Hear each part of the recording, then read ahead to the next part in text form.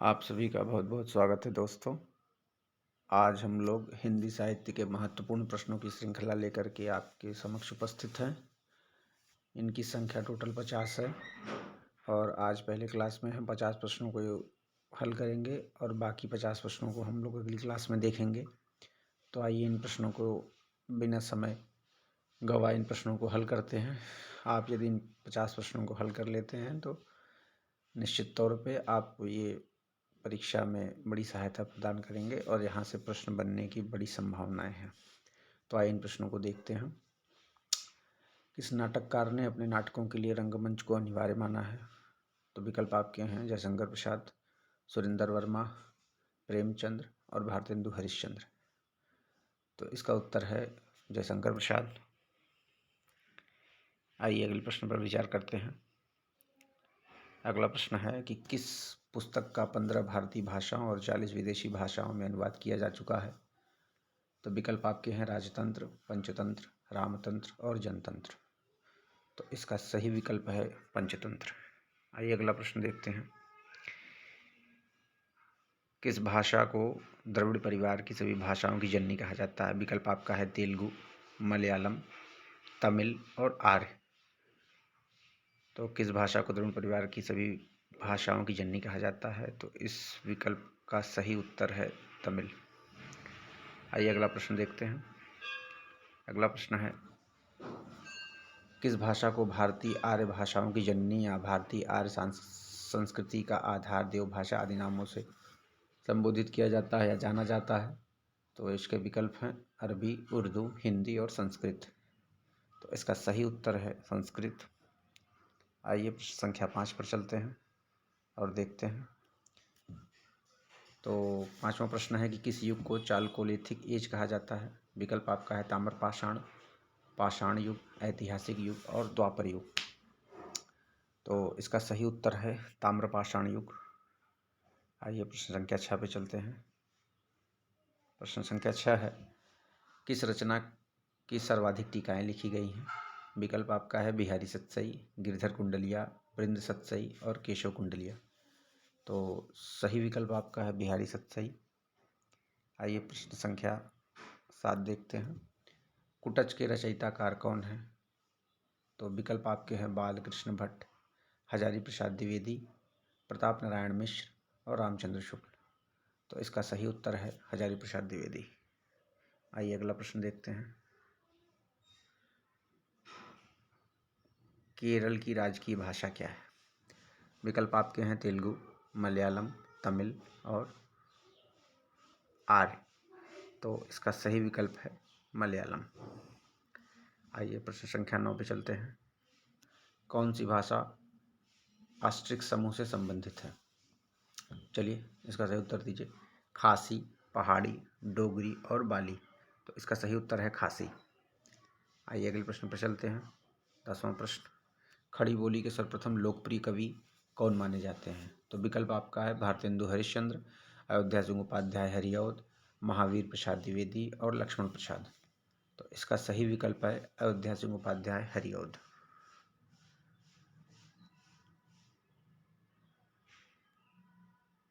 प्रश्न संख्या 11 अरबी खड़ी बोली का अरबी फारसी में रूप क्या है? खड़ी बोली का अरबी फारसी में रूप क्या है? तो इसका ऑप्शन है अरबी, उर्दू, तुर्की और विदेशी। तो इसका सही उत्तर है उर्दू भाषा। आइए अगले प्रश्न पर विचार करते हैं कि गंगा छवि वर्णन के रचनाकार कौन है? तो इसके ऑप्शन हैं भारतेंदु हरिश्चंद्र, अयोध्या सिंह उपाध्याय हरिऔध, महावीर प्रसाद द्विवेदी और रामनाथ पांडे। तो इसका सही विकल्प है भारतेंदु हरिश्चंद्र। आइए अगले प्रश्न को देखते हैं। गागर में सागर भरने का कार्य किस कवि ने किया है? तो विकल्प आपके हैं केशव, कविगंग, कुलपति और बिहारी। तो इसका सही उत्तर है बिहारी।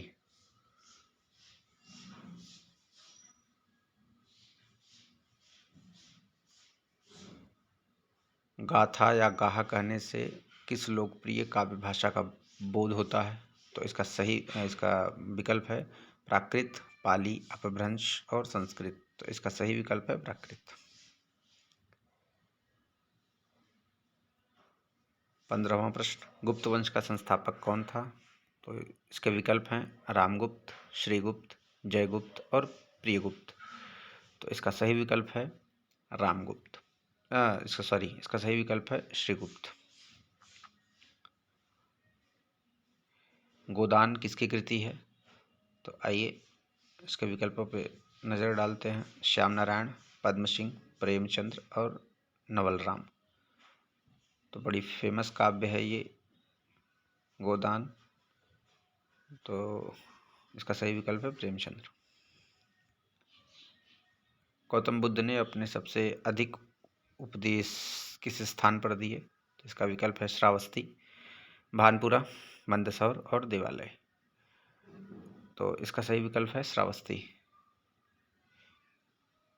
घनिष्ठ की शुद्ध उत्तमावस्था क्या है? ये विशेषण का प्रश्न है। तो आइए घनिष्ठ की उत्तमावस्था। विकल्प है घनिष्ठतम, घनिष्ठतर, घनिष्ठतम और घनिष्ठा। तो इसका सही विकल्प है घनिष्ठतर। 19वें प्रश्न पर आइए विचार करते हैं। चंद्रवरदाई किसके राज दरबारी कवि थे? तो विकल्प आपका है विश्वनाथ, पृथ्वीराज चौहान, शिवाजी और कृष्ण शंकर। तो सही विकल्प आपका है पृथ्वीराज चौहान। चंदन विष व्यापत नहीं, लिपटे रहत भुजंग, इस पंक्ति के रचनाकार कौन है? तो विकल्प आपका है रसखान, गिरधर, रहीम और गंग। तो सही विकल्प आपका है रहीमदास। चरणदास चोर है किसकी कृति है? हिमांशु श्रीवास्तव, सुरेंद्र वर्मा, हबीब तनवर और श्रीलाल शुक्ल। तो चरणदास चोर है किसकी नाट्य कृति है? तो इसके सही विकल्प हैं हबीब तनवर। चाँद का मुंह टेढ़ा है काव्य के रचनाकार कौन है? तो ऑप्शन है आपके गजानन माधव मुक्तिबोध, अज्ञेय, राजेंद्र अवस्थी और विवेकी राय। तो इसका सही विकल्प है गजानन माधव मुक्तिबोध। चारु शब्द की भावात्मक संज्ञा क्या होती है? तो आइए विकल्प देखते हैं। चारुतम, चारुता, चातुर्य और चतुरता। तो इसका सही विकल्प है चारुता।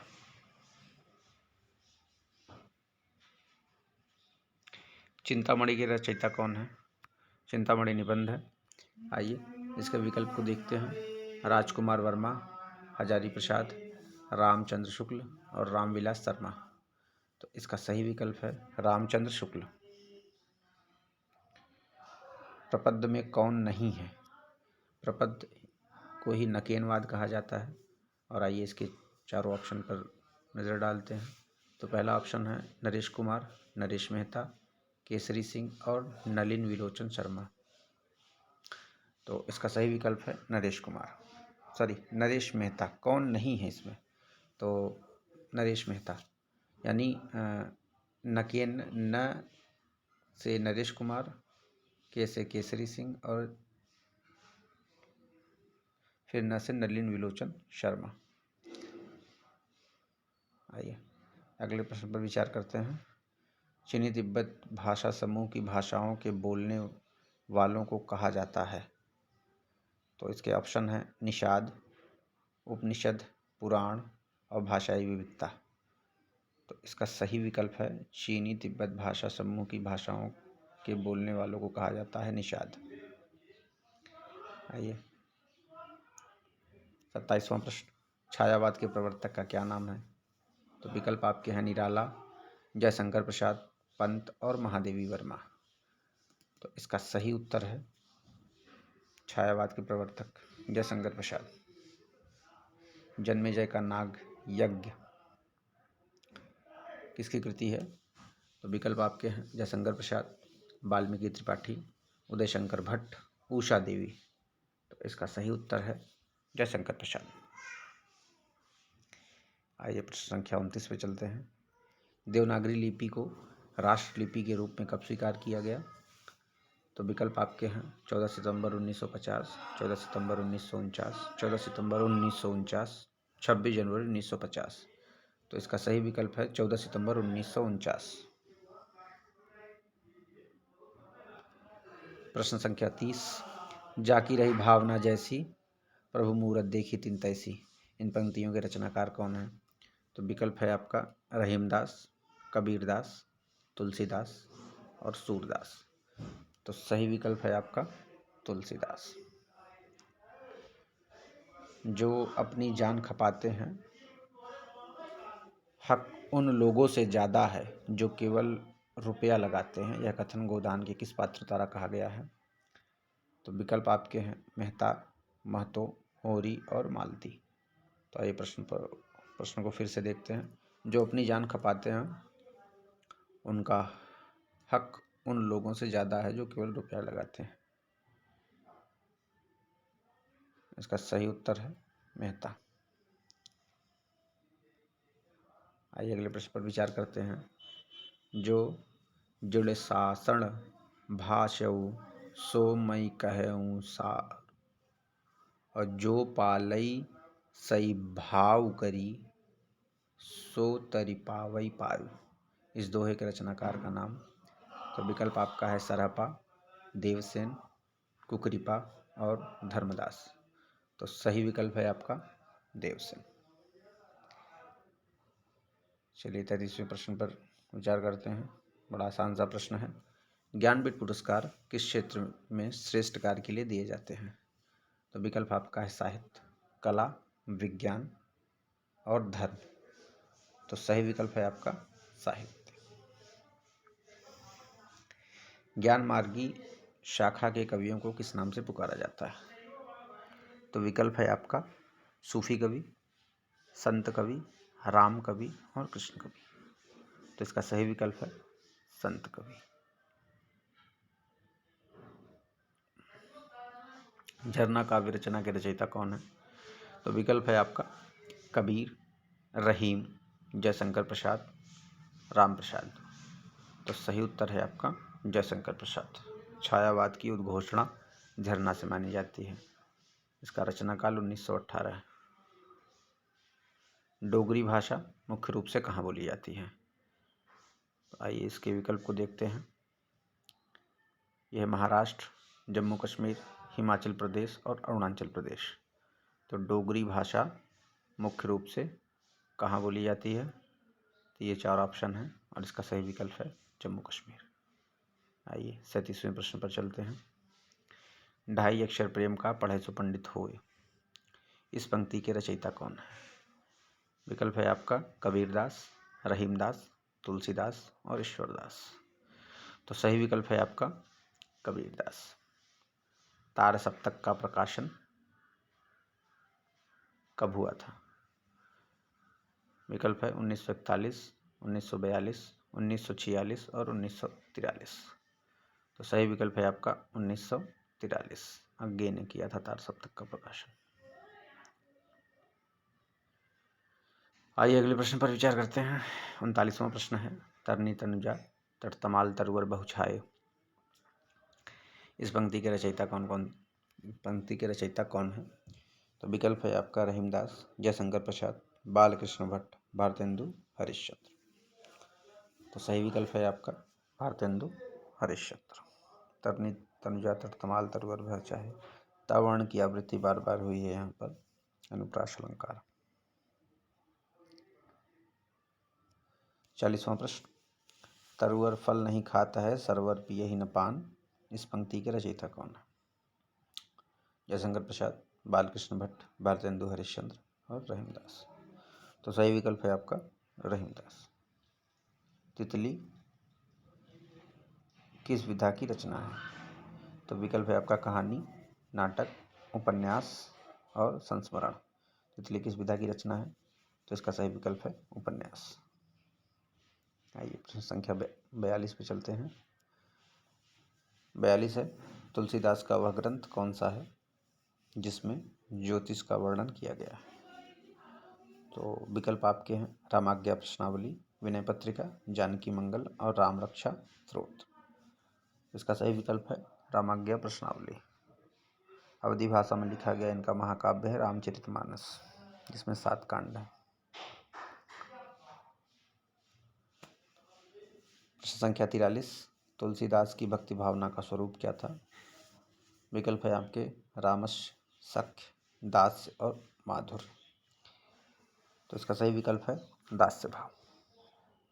प्रश्न संख्या 44, तोड़ती पत्थर कविता के कवि कौन है? तो विकल्प है आपका जैनेन्द्र, तो सूर्यकांत त्रिपाठी निराला, दिनकर और पंत। तो तोड़ती पत्थर कविता के कवि हैं सूर्यकांत त्रिपाठी निराला जी।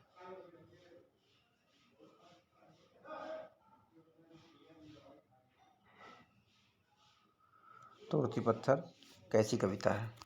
विकल्प है आपका यथार्थवादी, प्रकृतिवादी, स्वाभाविक और आत्मवादी। तो सही विकल्प है आपका यथार्थवादी। प्रश्न संख्या 46, त्यागपत्र उपन्यास किसकी रचना है? तो विकल्प है आपका सुरेंद्र, रामचंद्र, ईलाचंद्र और जैनेन्द्र। तो त्यागपत्र उपन्यास इसका सही विकल्प है जैनेन्द्र। सुनीता, परख आदि इनके प्रमुख उपन्यास हैं। प्रश्न संख्या 47, दरवाजे से चंडालगढ़ी की तरफ नजर दौड़ाने पर एक अद्भुत दृश्य दिखाई देता है। इस पंक्ति के रचनाकार कौन है?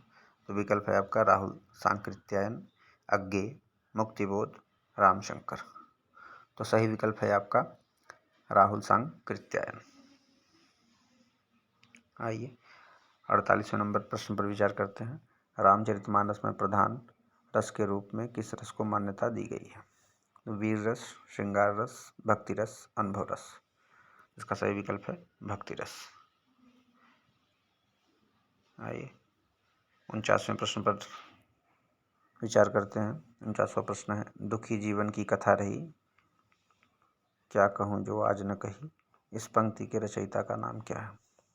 तो विकल्प है आपका सुमित्रानंदन पंत, सूर्यकांत त्रिपाठी निराला, जयशंकर प्रसाद और राधेश्याम। तो इसका सही उत्तर है सूर्यकांत त्रिपाठी निराला। आज का अंतिम प्रश्न, दुरित दुख दैन्य न थे जब ज्ञात, अपरिचित जरा मरण भ्रूपात। दुरित दुख दैन्य थे जब ज्ञात, अपरिचित जरा मरण भ्रूपात। इस पंक्ति के रचनाकार कौन है? तो विकल्प है आपका सूर्यकांत त्रिपाठी निराला, जयशंकर प्रसाद, सुमित्रानंदन पंत और महादेवी वर्मा। तो इसका सही उत्तर है सुमित्रानंदन पंत। तो दोस्तों, ये आज के 50 महत्वपूर्ण हिंदी साहित्य के प्रश्न थे जो कि किसी न किसी परीक्षा में पूछे गए हैं, पूछे जाते हैं और पूछे जाते रहेंगे। और बाकी 50 प्रश्न जो है वो अगली क्लास में इसको पूरा करा दिया जाएगा। और इसी प्रकार की कक्षाओं को देखने के लिए हमारे चैनल को लाइक करें, सब्सक्राइब करें और ज़्यादा से ज़्यादा शेयर करें। बहुत बहुत धन्यवाद।